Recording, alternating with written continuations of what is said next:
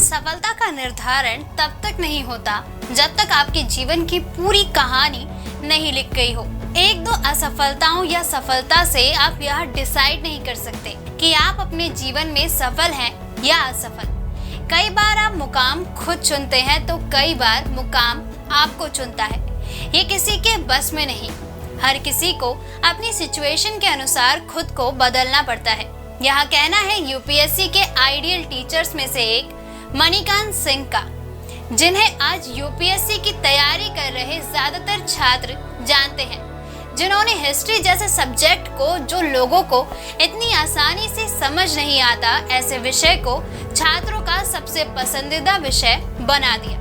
मणिकांत सिंह के पढ़ाने के अंदाज के छात्र मुरीद हैं, लेकिन यह लोकप्रियता उन्हें इतनी आसानी से नहीं मिली है। इसके पीछे मणिकांत सिंह की कड़ी मेहनत और संघर्षों की कहानी है कि उन्होंने अपने सफर में आने वाली परेशानियों से कभी हार नहीं मानी और लगातार मेहनत करते रहे और आखिरकार आज यूपीएससी में सफलता ना मिलने के बाद भी एक आईएएस से कम लोकप्रिय नहीं है। आइए जानते हैं मणिकांत सिंह की सफलता की कहानी। नमस्कार, स्वागत है आपका प्रभात एग्जाम के हमारे यूट्यूब चैनल पर। यहाँ आपको मिलेंगी सभी कॉम्पिटिटिव एग्जाम से जुड़ी महत्वपूर्ण जानकारियाँ, साथ ही डेली करंट अफेयर से रिलेटेड वीडियोस भी। अगर आप हमारे चैनल पर पहली बार आए हैं तो हमारे चैनल को लाइक और सब्सक्राइब करना ना भूलें। तो चलिए शुरुआत करते हैं हम आज के वीडियो की। मणिकांत सिंह का जन्म बिहार के समस्तीपुर जिले में हुआ। उनका जन्म एक मध्यवर्गीय परिवार में हुआ था। उनके पिता एक भूमि धारक थे। मणिकांत सिंह 5 बहनों के बाद पैदा हुए। उनके परिवार में पढ़ाई का इतना महत्व नहीं था।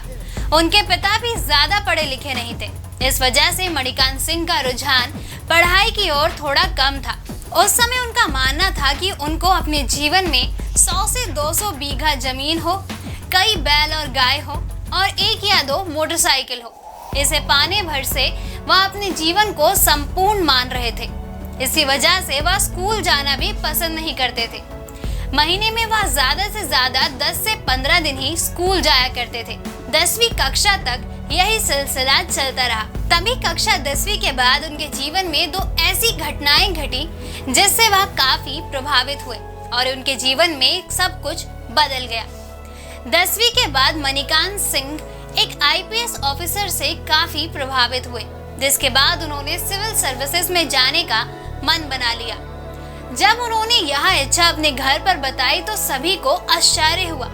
वहीं गांव में भी इस बात की चर्चा होने लगी। इसके बाद मणिकांत सिंह ने दिल्ली का रुख किया, जहां उन्होंने बड़ी शिद्दत के साथ पढ़ाई शुरू की।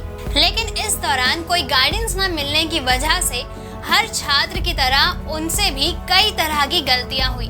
अपने आखिरी प्रयास में भी मणिकांत सिंह को असफलता ही हाथ लगी, जिसके बाद वह काफी परेशान हो गए। वह सोच रहे थे कि इतनी मेहनत के बाद भी उन्हें असफलता क्यों मिल रही है, जबकि उनकी सलाह लेने वाले उनके कई दोस्त सफल हो गए थे, लेकिन वह असफल रह गए।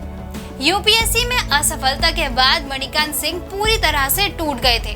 उन्हें समझ नहीं आ रहा था कि अब वह क्या करें, किस तरफ अपना करियर तय करें।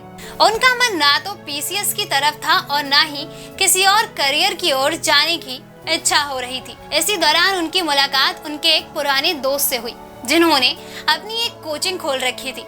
उन्होंने मणिकांत सिंह को अपने कोचिंग में 5 से 6 क्लास पढ़ाने को कहा, क्योंकि उनकी कोचिंग में पढ़ाने वाले शिक्षक छुट्टी पर गए थे। जिसके बाद मणिकांत सिंह ने बच्चों को पढ़ाने की शुरुआत की। मणिकांत सिंह ने वहां लगभग 15 क्लासेस पढ़ाई।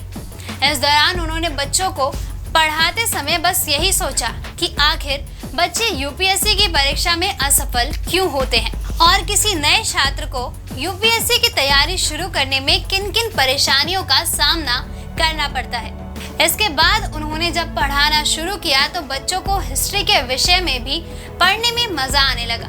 जब मणिकांत सिंह के 15 दिन पूरे हुए तो उनके दोस्त ने उन्हें अपने करियर एक शिक्षक के तौर पर शुरू करने की सलाह दी। उस समय मणिकांत सिंह ने इस बात को मजाक में लेकर मना कर दिया। तभी अचानक मणिकांत सिंह के घर की आर्थिक स्थिति खराब हो गई, जिस पर उनके पिता ने उन्हें वापस घर आने के लिए कहा।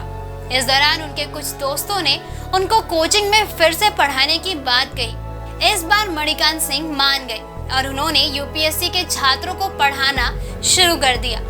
उनके पढ़ाने का तरीका यूपीएससी के हर छात्र को पसंद आने लगा, जिसके बाद उनका कोचिंग भी चल पड़ा और यहीं से उनके शिक्षक बनने के करियर की शुरुआत हुई। अंत में मणिकांत सिंह यही कहते हैं कि किसी भी व्यक्ति को कभी हार नहीं माननी चाहिए, क्योंकि हर असफलता के पीछे कहीं ना कहीं कुछ नया छिपा रहता है जो आपको सफल बना सकता है। दोस्तों, अगर आपको हमारा ये वीडियो पसंद आया हो तो इसे लाइक और शेयर करना ना भूलें। जल्द आपसे फिर मुलाकात होगी एक नए टॉपिक पे, एक नई वीडियो के साथ। तब तक के लिए नमस्कार।